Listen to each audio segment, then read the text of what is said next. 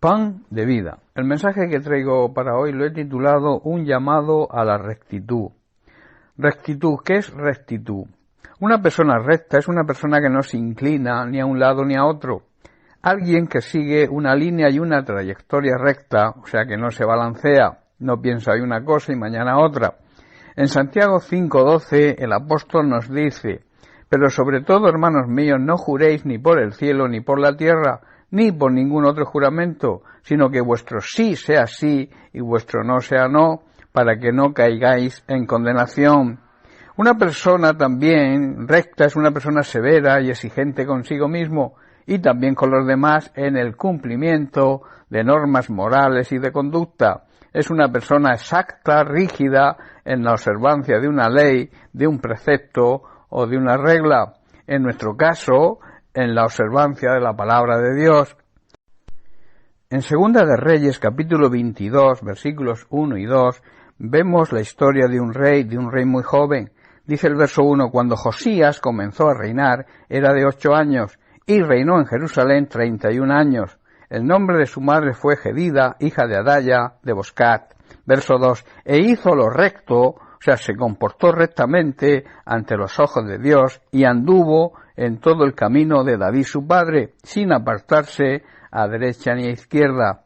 Josías era un rey que, como hemos visto, reinó desde muy niño, pero hizo todo lo que era recto y agradable a los ojos del Señor, siguiendo el ejemplo de uno de sus antepasados, el rey David, y dice que no se apartó de lo que era correcto nunca. Josías, que su nombre significa Dios me apoya, Dios me ha sanado, hizo grandes reformas e importantes. En su reinado se recopiló y se editó el Deuteronomio bajo el liderazgo religioso del profeta Jeremías. De este rey lo que resalta en su reinado es su rectitud. Hay muchas cosas que nos apartan de la voluntad de Dios y al no hacer lo correcto y andar en rectitud nos perdemos sus bendiciones. Los creyentes que realmente están creciendo en su fe y llegan a la madurez espiritual podrán identificar todas estas cosas que los desvían de la voluntad y el propósito de Dios. Al identificar esas cosas y aceptarlas como un problema, yo siempre digo que para resolver un problema hay que aceptar que existe ese problema, entonces tendrán la posibilidad de no permitir que sean desviados de la voluntad de Dios y por tanto los demás veremos su disposición a cambiar. Pablo en 1 Corintios 6:12 dice: todas las cosas me son lícitas, mas no todas me convienen. Todas las cosas me son lícitas, mas yo no me dejaré dominar de ninguna, o sea, no seré esclavo de ninguna. Y un poco más adelante, en el capítulo 10, verso 23, vuelve a hacer hincapié, diciendo: todo me es lícito, pero no todo conviene. Todo me es lícito, pero no todo edifica. Hermanos, se nos permite hacer cualquier cosa porque tenemos libre albedrío, pero no todo nos interesa. Se nos permite hacer cualquier cosa, pero no todo nos va a traer beneficio, nos va a traer la bendición de Dios. Debemos saber que hay que asimilar que necesitamos aprender a andar en perfección y en rectitud, a vivir una vida sin desviarse de la verdad. Vemos el ejemplo de Josías, lo hemos visto en el versículo 2 de Segunda de Reyes 22, dice que él hizo lo recto ante los ojos del Señor y anduvo en todo el camino de David su padre, sin apartarse a derecha ni a izquierda.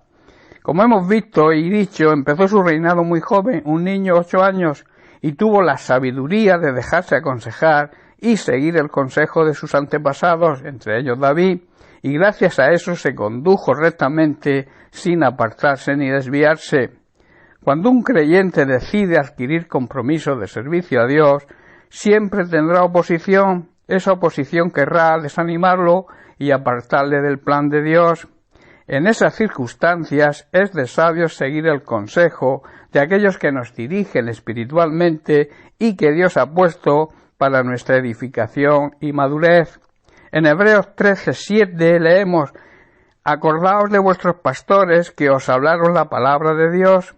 Considerad, o sea, tengan en cuenta cuál ha sido el resultado de su conducta e imitad su fe.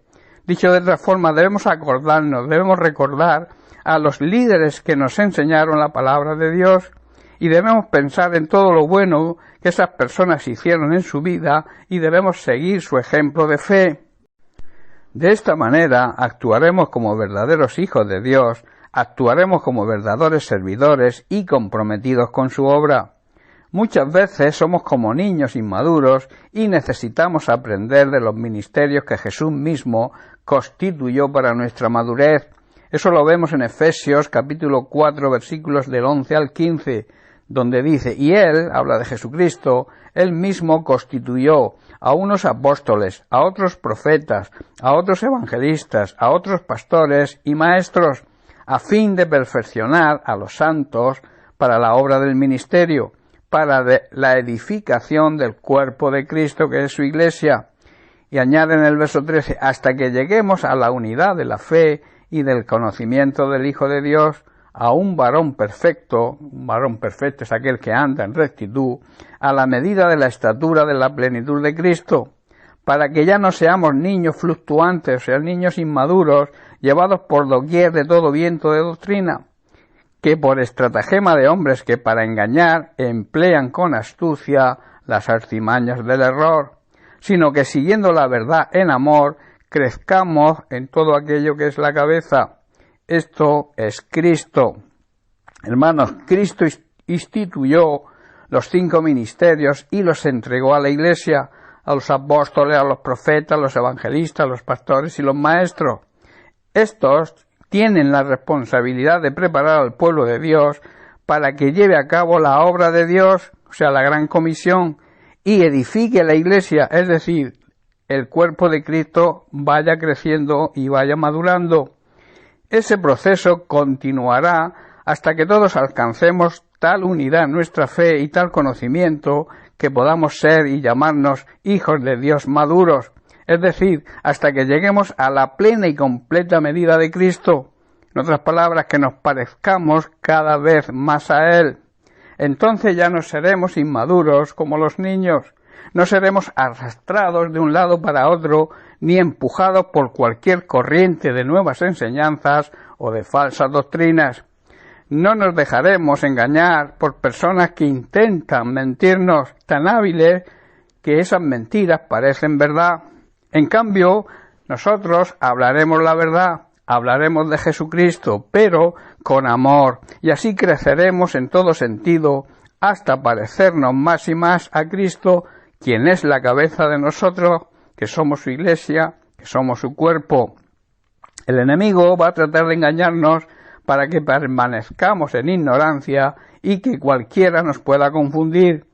Si confrontamos estas circunstancias con firmeza, con fe y perseverancia, nuestros enemigos serán avergonzados y también seremos testimonio a los demás. En 1 de Pedro capítulo 3 versículos 14 al 17, Pedro nos dice: mas también si alguna cosa padecéis por causa de la justicia, seréis bienaventurados.